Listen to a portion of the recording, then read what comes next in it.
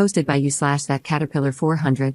My 28F fiancé Alex, 28M, has had a BFF, Danny, 28F, since they were 4. She's not like the usual Reddit BFF. She's a lovely, sweet person who has never crossed boundaries with Alex or their 2 other friends, Marcus and Daniel. The 4 are very close. Danny is gay and always has been. She is very much a woman but prefers to dress in jeans and t-shirts rather than in any feminine clothing. She is lean, tall, has short hair, and is just one of the boys in many ways. This weekend was Alex's bachelor party. All 4, plus 2 other friends of Alex, went along. It was in a coastal town that's well known for hosting bachelor and bachelorette parties, but there are no adult clubs or anything like that. They stayed in an Airbnb and had scuba diving and kayaking planned. The first night went okay, dinner at a restaurant, a nightclub, and then back home. The issue arose last night. After the nightclub, they headed back to the house. Marcus and Daniel, who are both single, brought back 2 girls from the nightclub and got busy in their bedrooms. The rest were drinking in the living room, but things got a bit loud, and the 2 friends started complaining that they didn't get to go to an adult club and never got to see some hot bodies. They were blaming their wives and calling them names. Danny told them to quiet down as it was ruining the mood, but they both thought it would be funny if they saw Danny's undressed body to make up for it. The thing is, Alex joined in, and they forcibly took off her clothes. She was screaming loudly, and Marcus and Daniel came running, rescued Danny, and put her in a bedroom with the girls. They then got into a fight with the 3 men. Daniel doesn't drink due to a chronic medical condition and the medication he's on. So, they packed up and took Danny and the 2 girls, leaving the other 3 behind. Danny was hysterical, and Marcus wanted her to go to the police, but she refused. She was too afraid to go home, so they ended up dropping the girls off and taking Danny to her parents' house, which was an hour away. Marcus was at my door at 7 a.m. this morning and told me what happened. He said that if he ever sees Alex again, he's afraid of how things could go. He also told me that if he can convince Danny to press charges, he will. Then he left. Alex returned around 3 this afternoon. He was acting normally until I told him Marcus had visited. He became very nervous and tried to downplay what happened as a joke that got out of hand. I'm devastated. I listened to him, but he knew I wasn't accepting his explanation. I told him Danny might be going to the police, and he became very panicked and pale. He said she had blocked him, and he wanted to go talk to her. I told him she wasn't at her place because she was too afraid he or his buddies would show up there. I asked him to leave, and though he didn't want to go, I insisted. He was crying, saying it was a prank that got out of hand. I only heard him out as a courtesy to our 2-year relationship, but I'm done. I don't know this man anymore. I'm unsure if I should reach out to Danny or just do nothing. Marcus and I have been in constant contact, and he agrees that I have no option but to end things. I don't even know where to start with canceling everything, as the wedding is in 5 weeks, but that feels trivial compared to what Danny is going through right now. Marcus is convinced that Danny will go to the police after talking to her parents, so I think Alex is in serious trouble. I can't support him in this. Maybe I'm wrong, and it's because he was drunk or on something else, but this was his friend since age 4, and he did this to her. I haven't blocked Alex, but I haven't replied to or picked up any of his calls. Update 1 day later.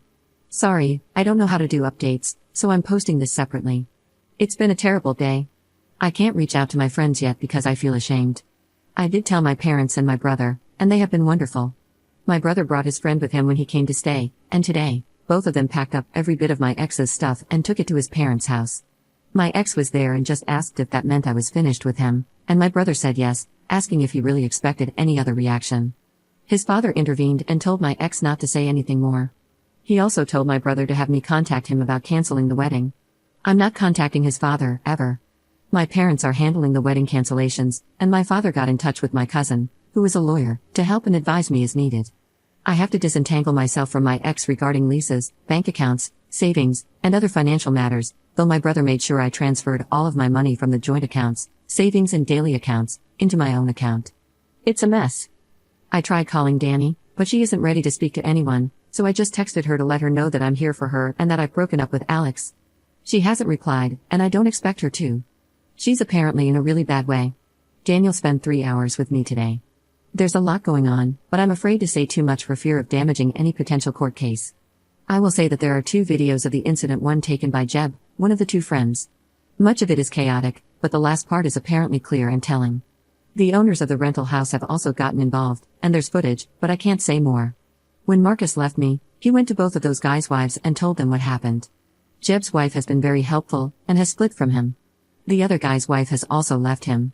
Things are going the way most of you would want them to, that's all I'll say. And, to add, it was worse than what Marcus originally shared.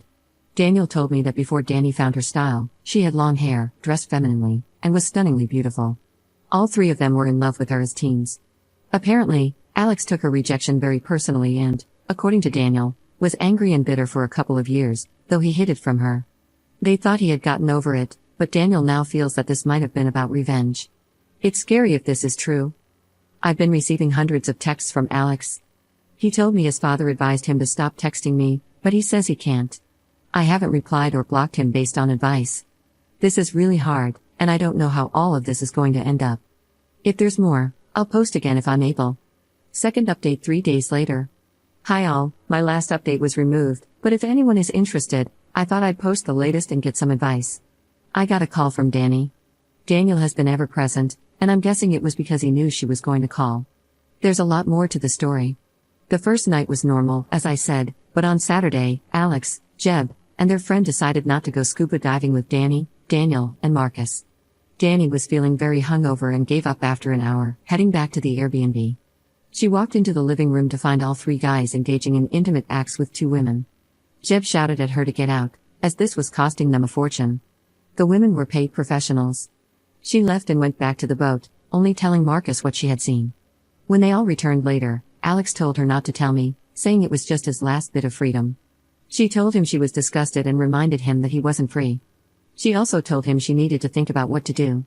Marcus convinced her to stay another night, as he and Daniel had met the two girls the night before and were planning to see them again.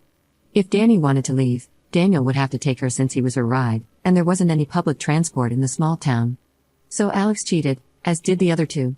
Marcus told their wives that morning, but not me. He planned to do it in stages because he knew I was already in shock.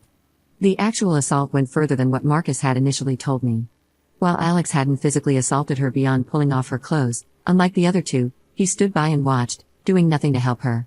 Danny mentioned that she thought Alex had taken some mushrooms earlier, but she wasn't sure.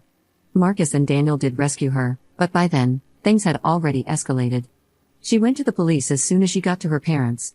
The Airbnb owners had also gone independently when they saw the footage. All three men are now facing the consequences of their actions. Danny told me she was sorry she didn't tell me immediately, as she had wanted to, but she's still very distraught. I didn't want to make things worse for her.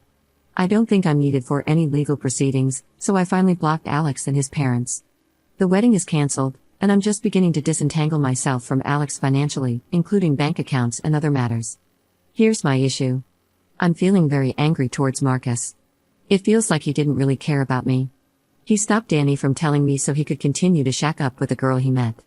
He apparently feels guilty because if they had left, Danny wouldn't have been attacked. He didn't give me the courtesy of telling me that Alex cheated that morning, like he did with the other two wives.